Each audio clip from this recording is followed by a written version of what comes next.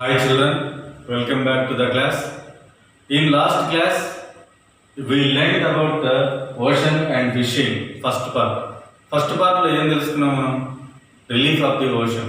అంటే ocean relief అంటే ఏంటి? ఆ రిలీఫ్లో ఉన్నటువంటి continental shelf, deep sea plain, trenches ఇలాంటి రిలీఫ్స్ గురించి తెలుసుకున్నాం. గుర్తుందా పిల్లలు? నెక్స్ట్ అదే పార్ట్లో different kinds of moments of the ocean, waves, tides, ocean currents వీటి గురించి తెలుసుకున్నాం. Now we're going to explain about the second part of the lesson, that is oceans and fishing, especially a case study on village on the coastal plain. Coastal ప్లెయిన్లో ఉన్నటువంటి ఒక విలేజ్లో వాతావరణం ఎలా ఉంటుంది, అక్కడ ఏంటి ప్రజల పరిస్థితి, అక్కడ వాళ్ళు చేసేటువంటి లైవ్లీహుడ్స్, వాళ్ళు డిపెండ్ అయినటువంటి జీవన ఆధారాలు ఏంటి, ఇవన్నీ కూడా మనం ఈ లెసన్లో తెలుసుకుంటాం. అంటే సముద్ర తీర ప్రాంతంలో ఉన్నటువంటి ఒక గ్రామం గురించి మనం ఈరోజు తెలుసుకుంటాం. ఆ విలేజ్ ఏంటి అంటే భావనపాడు. సో భావనపాడు విలేజ్ ఎక్కడుంది పిల్లలు మీకు తెలుసా? Do you know? Bhavanapadu is located in which district? Okay, no problem, I will say you. It is located in Srikakulam district. So you know, our government initiated some ports.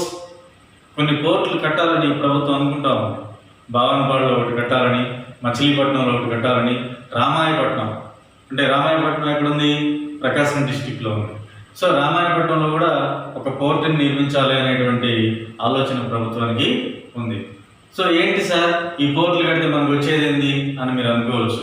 So ports వల్ల ఏంటంటే business develop అవుతుంది, అంతర్జాతీయ వ్యాపారం develop అవుతుంది. అంటే ఈ పోర్టుల నుంచి ఇతర దేశాల నుంచి కానీ మనకు సరుకులు రవాణా అవ్వడం జరుగుతుంది. ఎప్పుడైతే ఇతర దేశాల నుంచి సరుకులు రవాణా అవుతాయో అక్కడ ఒక చిన్న బిజినెస్ సెంటర్ అనేది ఏర్పడుతుంది. సో ఖచ్చితంగా ఆ సరౌండింగ్స్ విలేజెస్ బాగా ఇంపాక్ట్ అవుతాయి. అక్కడ ఉన్నటువంటి ప్రజలకి బ్రతుకు జీవనం దొరుకుతుంది, అంటే లైవ్లీహుడ్ దొరుకుతుంది. సో ఎంప్లాయ్మెంట్ కలిగినట్టే కదా. మరి ఇలాంటి ఆలోచన ప్రభుత్వాలు చేస్తూ ఉంటాయి. మన రాష్ట్ర ప్రభుత్వం కూడా ఈ పోర్టుల నిర్మాణం చేయడానికి ముందుకు వస్తుంది. ఆల్రెడీ ప్లాన్స్ ఉన్నాయి గవర్నమెంట్ కూడా. సో ఈ భావనపాడు విలేజ్ పరిస్థితి ఏంటి అనేది మనం ఇప్పుడు తెలుసుకుంటాం. Fishing village on the coastal plains. So ఈ కోస్టల్ ప్లెయిన్స్లో ముఖ్యంగా ఏమి ఆధారం వాళ్ళకి ప్రజలకి? చేపలు పట్టడం. అంటే చేపలు పట్టడం అనేది ప్రధానమైనటువంటి వాళ్ళకి జీవనాధారం. సో ఎర్లీ మార్నింగ్ 5కి లేస్తారు.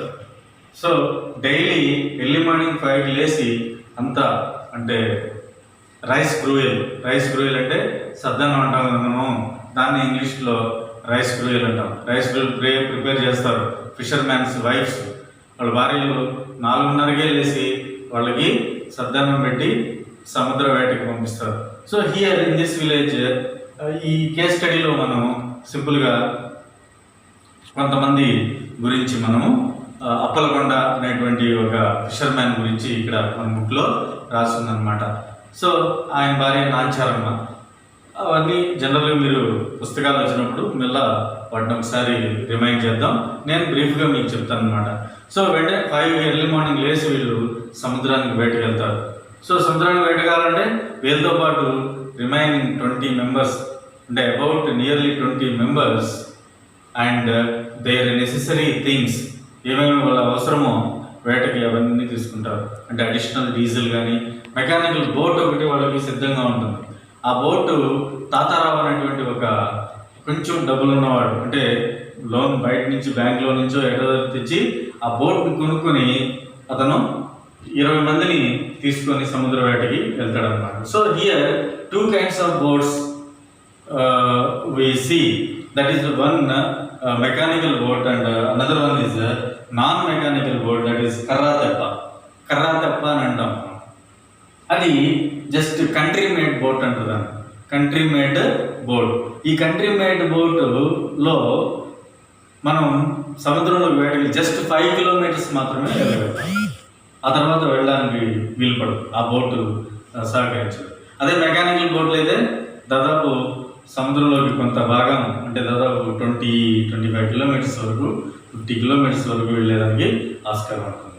సో వీళ్ళందరూ కూడా ఆ విధంగా చేపల వేటకి వెళ్తారు. అంటే 2 kinds మనం తెలుసుకున్నాం, country made boat, mechanical boat. Mechanical బోట్లో ఎక్కువ మంది వేటకి వెళ్ళడానికి వీలు పడుతుంది.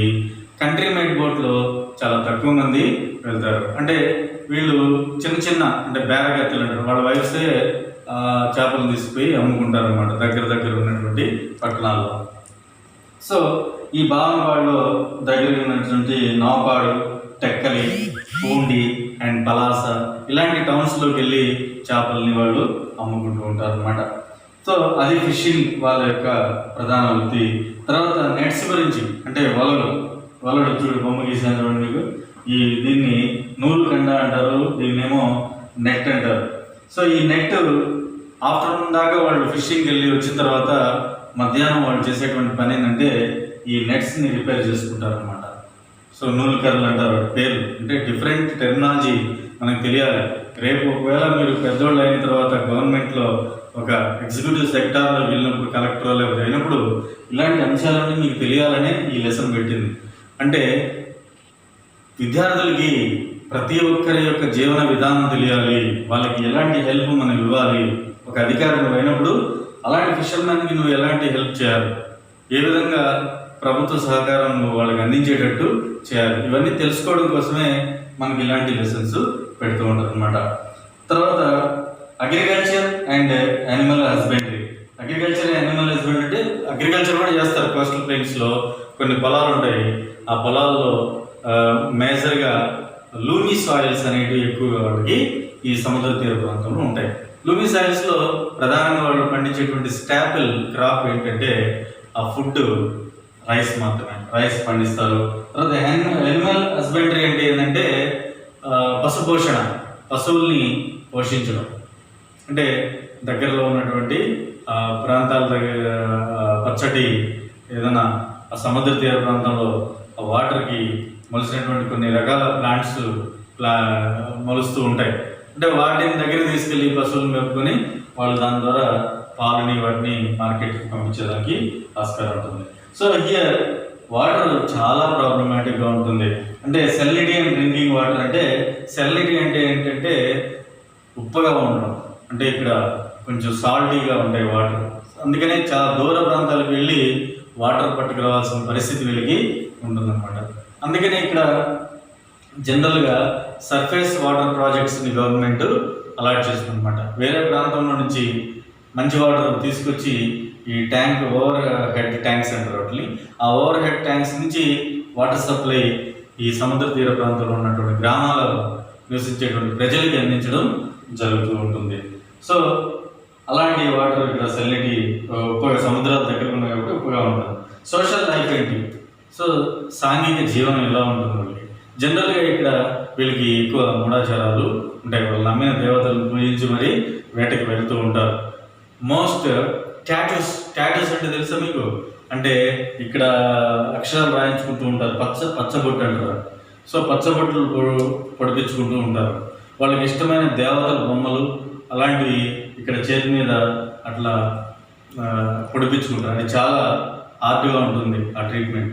పొడిచి మరీ వాళ్ళు ఏదో పౌడర్ చల్లుతారు, అది ఒక అక్షరాలాగా ఏర్పడతాయి అన్నమాట. ఇది అక్కడ జనరల్గా అక్కడ ఉన్నటువంటి వాళ్ళకి ఒక గ్రామంలో కుల పెద్ద ఉంటాడు.